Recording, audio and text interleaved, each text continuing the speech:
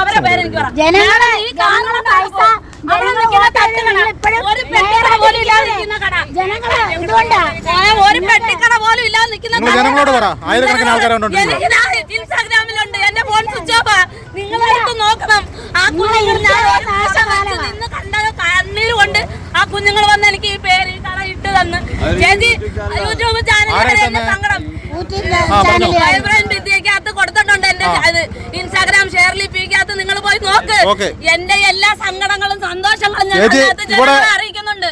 എണ്ണി പറയാം, ഇതാരും പൊളിക്കത്തില്ല. എനിക്ക് എണ്ണി പൊളിക്കത്തില്ല. പൊളിച്ച് ഞാനത് പൊളിക്കത്തില്ല പൊളിക്കത്തില്ല. നിയമം വെച്ചിട്ട് തന്നെ പറയുന്നത് പൊളിക്കത്തില്ല. നിയമത്തിന്റെ പേരിലാ പറയുന്നത് പൊളിക്കത്തില്ല. പൊളിച്ചാ ഇവിടെ കൊല്ലത്ത് ഇവർ ഉൾപ്പെട്ട ഉള്ള ഒരുപാട് കാര്യം ഞാൻ വെളിയിൽ കൊണ്ടുവരും. എന്റെ പൊന്നു മേഡം, നിങ്ങൾ എണ്ണി വെച്ചോ. നിങ്ങൾ അങ്ങനെ നിങ്ങളുടെ അറ്റായം തുടങ്ങും. നിങ്ങളുടെ ഓരോ അഴിമതി ഞങ്ങൾ പുറത്തുകൊണ്ടുവരും.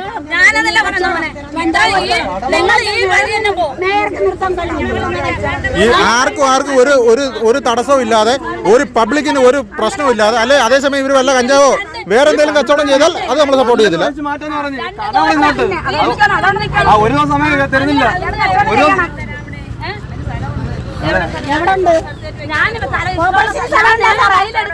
അങ്ങനെ വെക്കാൻ പറ്റുന്നില്ല മേഡം. ഞാൻ എടുക്കുന്നില്ല. ഞാൻ അങ്ങനെ വെച്ചതല്ല. അങ്ങനെ സഹായിക്കുന്നില്ല. എന്നെ ആരും സഹായിച്ച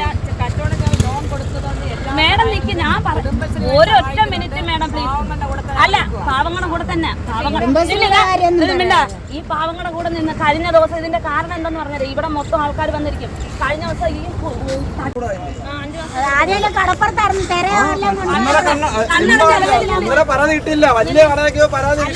കണ്ണടച്ചോ മേഡം? മേഡം കണ്ണടച്ചോ? കണ്ണ് തുറന്നു. മേഡത്തിന് ഇപ്പൊ കണ്ണ് തുറന്നത് ആര്? തുറത്തേതാണ്. മിണ്ടരുത്. അത് അങ്ങനെയുണ്ട് മേഡം. അങ്ങനെ പറയലും മേഡം വന്നിട്ട് ചിരിക്കല്ലേ മേഡം? മേഡം പറഞ്ഞത്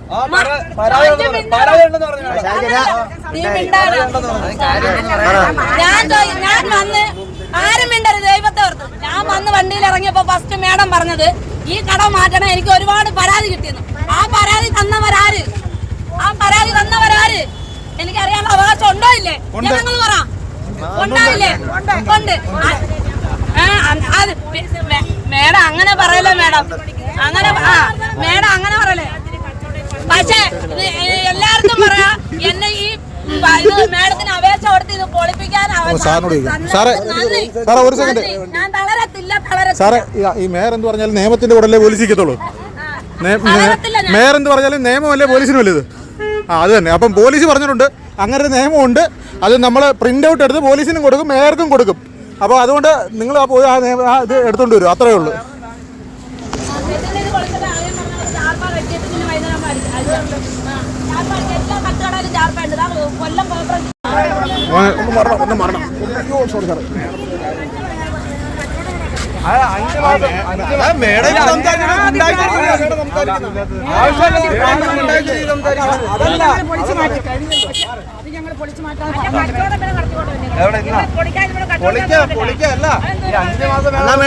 കൊല്ലം ജില്ലയിലുള്ള എല്ലാ കടകളും കാരണം ഞാൻ പറഞ്ഞു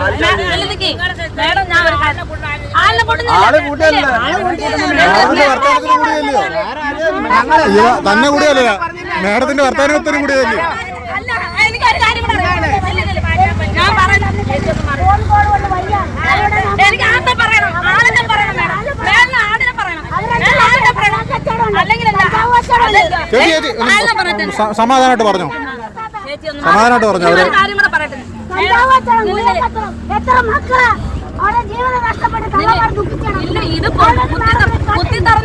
മേഡം ഞങ്ങൾ തന്നെ റിപ്പോർട്ട് ചെയ്തിട്ടുണ്ട്. കൊല്ലം ബീച്ചിലെ കഞ്ചാവ് കച്ചവടം ഞങ്ങൾ രണ്ടുപേരും നിരവധി വീഡിയോസ് ചെയ്തിട്ടുണ്ട്. മേഡത്തിന് നിർത്താൻ പറ്റുമോ? അവിടെ പോലീസ് ഇപ്പോൾ ഉണ്ട്. തെളിവ് ഉൾപ്പെടെ തരാം. നിങ്ങൾക്ക് നിർത്താൻ പറ്റുമോ?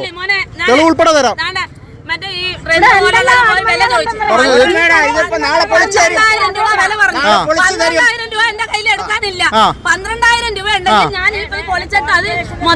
$12,000 രൂപയ്ക്ക് കോർപ്പറേഷൻ സമാധാനമാണെങ്കിൽ പൊളിച്ചോണ്ട് പോകാൻ പറയേച്ചി. നിങ്ങൾക്ക് അതിന്റെ ഇരട്ടി ഞങ്ങൾ വെച്ചു തരും. 1 മണിക്കൂർ അതൊക്കെ അതെന്താ രാജാവിന്റെ നിയമമല്ലോ? അതോ നിങ്ങൾക്ക് കോടതി പോകാനുള്ള നിയമമുണ്ട് കേട്ടോ. ഈ ജനങ്ങളുടെ ജനപ്രതിനിധിയായ ഇദ്ദേഹം പറയുവാണെങ്കിൽ അത് ഇപ്പൊ പറ്റത്തില്ല, നാളെ പൊളിക്കത്തുള്ളൂ. വേറൊന്നുമല്ല, മുകളിൽ വോട്ടേണ്ടയാ. എനിക്ക് മൊത്തത്തിൽ എന്റെ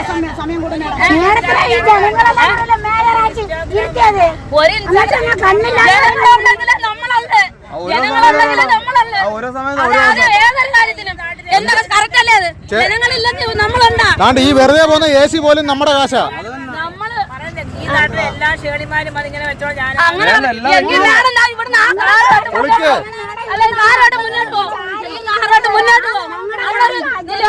ഒരു വെള്ളി പോലും ഇല്ല. അവിടെ ബസ് പോകാൻ പോലും മേഡം, ഞാൻ പറഞ്ഞു ഇതിലും വലിയൊരു വിഷയമാണ്. മേഡത്തിന് ഇടപെടാൻ പറ്റുമോ? എല്ലാരും കിടന്നുറങ്ങുന്ന സമയത്ത് ഞാൻ 4 മണിക്ക് എണ്ണീറ്റ് ഈ കട തുറന്ന് ഒറ്റ ചായ ഒഴിക്കുന്നുണ്ട്. എനിക്ക് ജീവിക്കണം, എന്റെ കട കഷ്ടപ്പെട്ട് തീർക്കണം. അത്ര മാത്രമാണ് എന്റെ ലക്ഷ്യം, വേറൊന്നുമില്ല. ആരും കഴിഞ്ഞ ഞാൻ കഴിഞ്ഞിട്ടാണ് വരുന്നില്ല ഒന്നും വരുന്നത്. എന്താ മനസ്സിലായി? തോറ്റു പോയി, അതിന്റെ കലിപ്പ് അത്രേ ഉള്ളു. ജനങ്ങൾ വോട്ട് ചെയ്യുന്നില്ല, അത്രയല്ലേ ഉള്ളു. ഇങ്ങനത്തുള്ള പരിപാടി കാണിച്ചാൽ ജനങ്ങൾ വോട്ട് ചെയ്യത്തില്ല.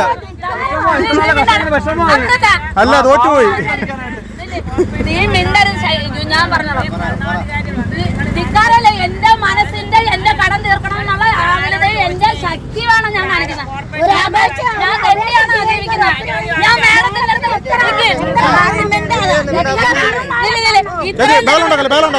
സമാധാനമായിട്ട് ഒരാൾ സംസാരിക്കും.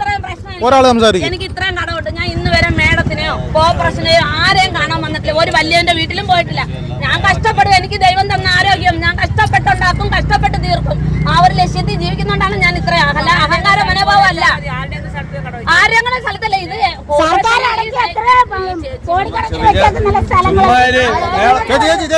ഒരു സെക്കൻഡ്, അവരൊരു വിഷയമല്ല, അവരൊന്ന് സംസാരിച്ചോട്ടെ.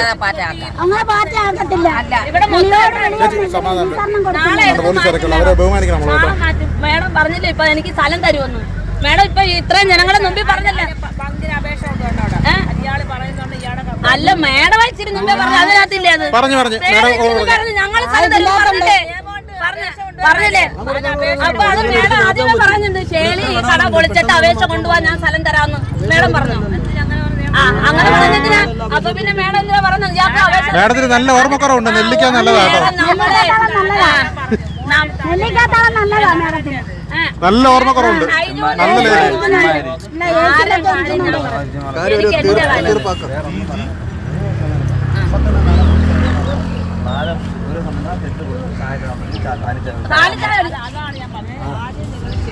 അത് ഒരു സമയം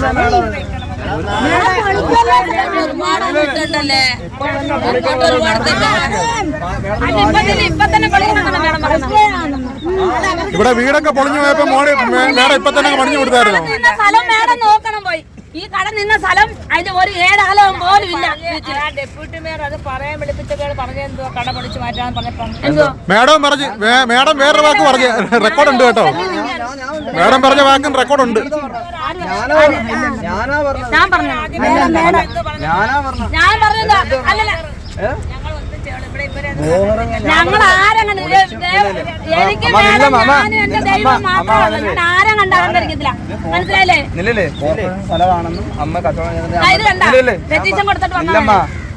എന്നെ ദ്രോഹിക്കാൻ പരമാവധി മോനെ കുത്തി തുറന്ന് എല്ലായിടത്ത് ഇവിടെ കുറെ പേര് വന്നിരിക്കും.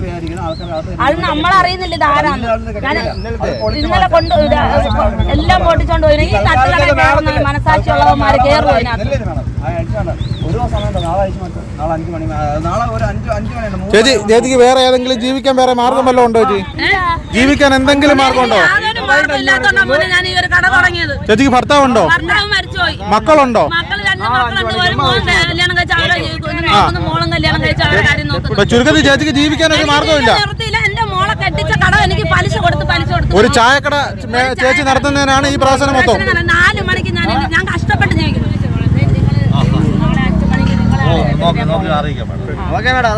5 മണിക്ക് പിന്നെ എനിക്ക് ഇവിടെ വരുമ്പോ പിന്നെ വേറെ പ്രശ്നമൊന്നും കാണില്ല. ചേച്ചി അങ്ങനെയാണെങ്കിലേ ഞാനൊരു കാര്യം പറയാം. ചെയ്തോണ്ടല്ലോ അവിടെ ഒരു പ്രിന്റ് ഔട്ട് എടുക്കണം കേട്ടോ. അപ്പൊ നിയമം ഒന്ന് പഠിപ്പിക്കാം. അങ്ങനെയാണെങ്കിൽ അറിയാത്തവർക്ക് നിയമം പഠിപ്പിക്കാം. അതെന്തിനാ അങ്ങനെ എന്റെ പൊന്നു വേണം അനധികൃതമായിട്ട് ഇതിലും വലിയ സ്ഥലമുണ്ട്. നമുക്ക് കാണിച്ചു കൊടുക്കാം, ജനങ്ങൾക്ക് കാണിച്ചു കൊടുക്കാം. ഇതിലും വലിയ സ്ഥലം നമുക്ക് ജനങ്ങൾക്ക് കാണിച്ചു കൊടുക്കാം. കൊല്ലം ചിന്നക്കട റൗണ്ടില് നടക്കാനുള്ള നടപ്പാതയുണ്ട്. നടപ്പാത അവര് പോകുന്ന പോട്ടെ, അതുകൊണ്ട് കാര്യമില്ല. Current bill അടയ്ക്കുന്നുണ്ട്. ഇലക്ട്രിസിറ്റി ഓഫീസിന്റെ വണ്ടി കിടക്കുന്ന 4 ടേബിള്. നമ്മളവിടെ പോയി കിടക്കും. അത്രേ ഉള്ളൂ.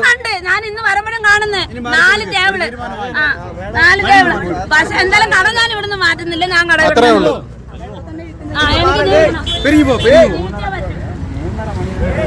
അങ്ങനെ ഈ നമ്മൾ നിൽക്കുന്ന കൊല്ലത്താണ്. ഈ ആരോർക്കും ശല്യമില്ലാതെ നിൽക്കുന്ന ഒരു ചായക്കട. ഒരു വിധവയായ ഒരു സ്ത്രീ, മക്കളെ കൊണ്ട് ജീവിക്കാൻ ഒരു നിവൃത്തിയില്ല. അവർ ഈ ഒരു ചായക്കട കൊല്ലം നമ്മുടെ ബീച്ച് റോഡിൻ്റെ സമീപത്ത് നിൽക്കുന്നത്. അത് മേയർ വന്ന് ഒഴിപ്പിക്കാനുള്ള ശ്രമമായിരുന്നു. എന്നാൽ കൊല്ലത്തെ തീരദേശവാസികളുടെ ഒരു കടുത്ത എതിർപ്പ് മൂലം തൽക്കാലം അത് മാറുമെങ്കിലും നാളെ പൊളിപ്പിക്കും എന്ന് മേയറുടെ ഒരു വാശി ഉണ്ട്. അതോടൊപ്പം തന്നെ നമ്മളും ജനങ്ങളോടൊപ്പം തന്നെ നിൽക്കുകയാണ്. മേയർക്ക് അറിയാത്ത നിയമങ്ങളുണ്ടെങ്കിൽ തീർച്ചയായും നമ്മളത് പറഞ്ഞു കൊടുക്കും.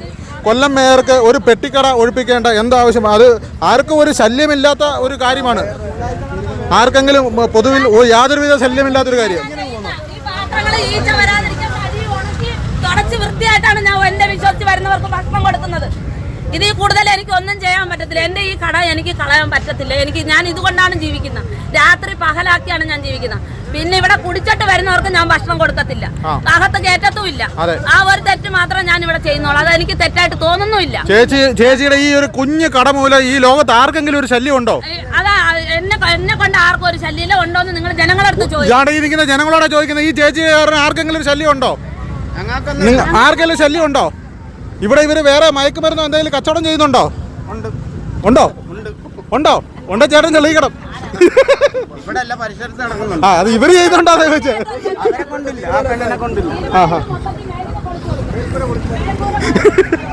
അപ്പൊ എന്തായാലും ചേച്ചി മോനെ, ഞാൻ ഇന്ന് മെനഞ്ഞാന്ന് രാത്രി ഇവിടുന്ന് 11 മണിയായപ്പോ 11:30 ആയപ്പോ കട അടച്ചിട്ട് ഞാൻ പോയി.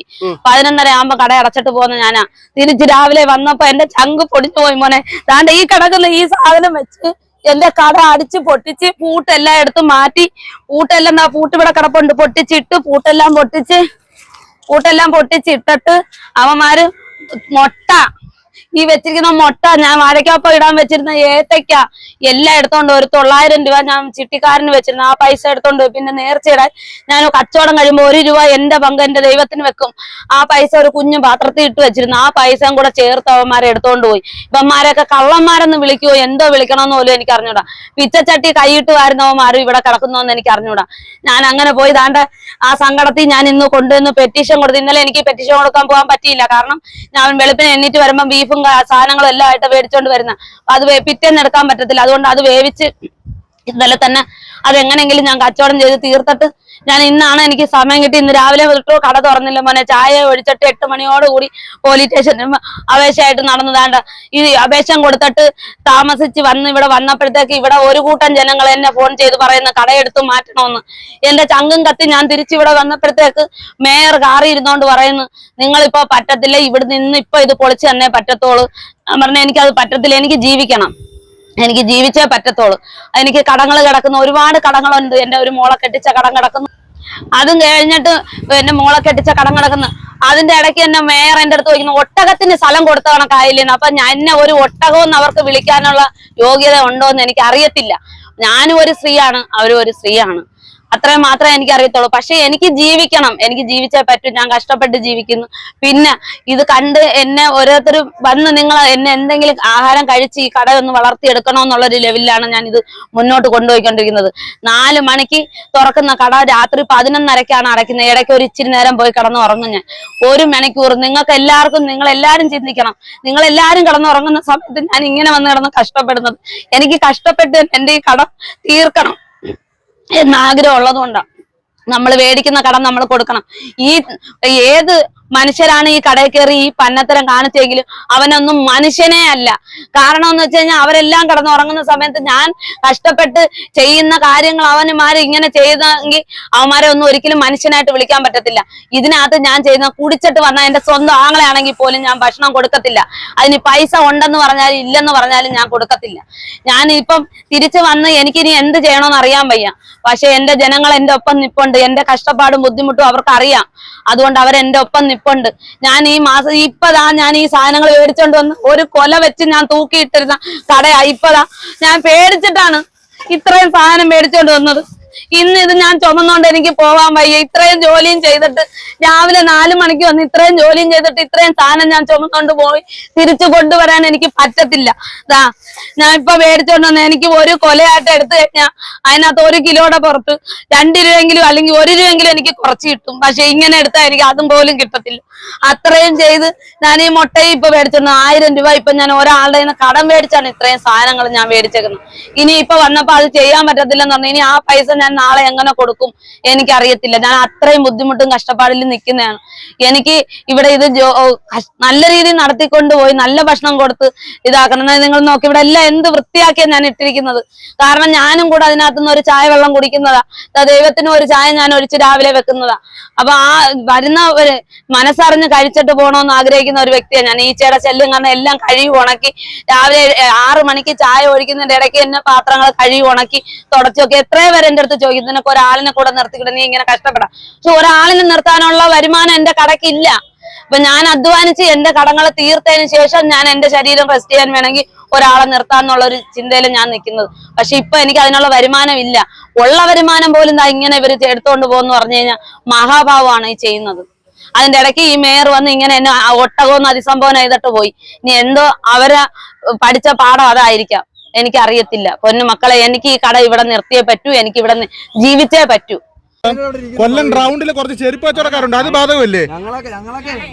ആയിക്കോട്ടെ, ഞാൻ ചോദിക്കുന്നത് കൊല്ലം സെന്ററിൽ ജനങ്ങൾക്ക് ബുദ്ധിമുട്ടുണ്ടാവുന്ന രീതിയിൽ ചെരുപ്പ് കച്ചവടം, ബാഗ് കച്ചവടം നടക്കുന്നുണ്ട്. മാഡത്തിന് അത് ബുദ്ധിമുട്ടില്ലയോ? മാഡത്തിന്റെ കണ്ണി അത് കാണുന്നില്ലയോ? അത് എനിക്ക് 18 വയസ്സുള്ള പൗരനെ ചോദിക്കാം, മാഡത്തിനോട് ചോദിക്കാം. കൊല്ലം ലക്ഷക്കണക്കിന് ജനങ്ങൾ കടന്നു പോകുന്ന റൗണ്ടിൽ നടക്കേണ്ട ബസ് സ്റ്റോപ്പിലുണ്ട്. ആയിക്കോട്ടെ, ചോദ്യം ചോദിക്കാൻ ഇവർക്ക് അറിയത്തില്ല, അതൊരു പകരം ഞാൻ ചോദിക്കുന്നത്. ആണല്ലോ, മാഡം പറഞ്ഞത് ശരിയാണെങ്കിൽ ഞങ്ങൾ ഇപ്പൊ നേരെ പോകുന്ന ആ കട എടുത്തോട്ടാ. അത് ഒഴിപ്പിക്കാൻ മാഡത്തിന് കട്ട്സ് ഉണ്ടോ? ആംബിയർ ഉണ്ടോ? ഞാൻ വരാം മാഡം. ഉണ്ടെങ്കിൽ മാഡം ഇപ്പൊ പറ. എങ്കിൽ ഇപ്പൊ പറഞ്ഞാ പോരാ. പറയുന്ന വാക്ക് ചെയ്യുന്നവരായിരിക്കണം മേയർ. ഒരു ജനപ്രതിനിധി ചോദിക്കുമ്പോൾ കൃത്യമായിട്ട് ഉത്തരം പറയാൻ പറ്റുന്നവരായിരിക്കണം മേയർ. അല്ലെങ്കിൽ ഈ പരിപാടിക്ക് നിൽക്കരുത് കേട്ടോ. മാഡം പറയുന്ന വാക്ക് കറക്റ്റ് ആണെങ്കിൽ അത് പൊളിക്കണം.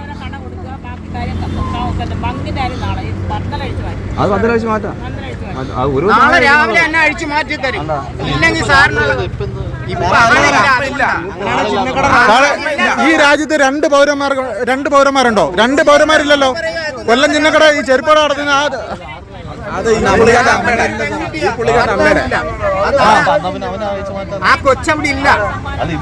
ഈ രാജ്യത്ത് 2 നിയമമില്ല, 2 പൗരത്വം ഇല്ല. എല്ലാവർക്കും ഉള്ളത് ഒരേ നിയമം. നിയമം അറിയാത്തൊരു മേയറും. ഞാൻ റോഡ് സൈഡ് വെൻഡേഴ്സ് ആക്ട് എന്ന് പറയുന്ന ഒരു ആക്ട് ഉണ്ടെന്ന് പറയുമ്പോൾ മേഡത്തിന് അത് അറിയത്തില്ല. അവർക്ക് വിവരമില്ലാത്തത് നമ്മുടെ ഈ ജനങ്ങളുടെയും കുഴപ്പമല്ല. കൊല്ലം ചിന്നക്കടയിൽ ഇവിടെ റോഡ് ജനങ്ങൾക്ക് നടക്കാനുള്ള നടപ്പാതയിൽ വർഷങ്ങളായിട്ട് കച്ചവടം ചെയ്യുന്നത് തടയാൻ ഈ മേയർക്ക് വയ്യ. എന്നിട്ട് ആർക്കും ബുദ്ധിമുട്ടില്ലാത്തൊരു ചായക്കട ഒഴിപ്പിക്കാൻ വന്നിരിക്കുക.